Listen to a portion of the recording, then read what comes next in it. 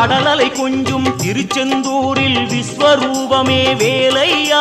பழமுதி சோலை அறுபடை வீடும் புண்ணிய தரிசனம் முருகையா திருநீர் அணிந்து வரும் போது நெஞ்சில் நிம்மதி பிறக்குது கந்தையா சுகனே சிவனார் மகனே உன்னை பாட பாட சுகமாகுதையா வேல் முருகா அரோகரா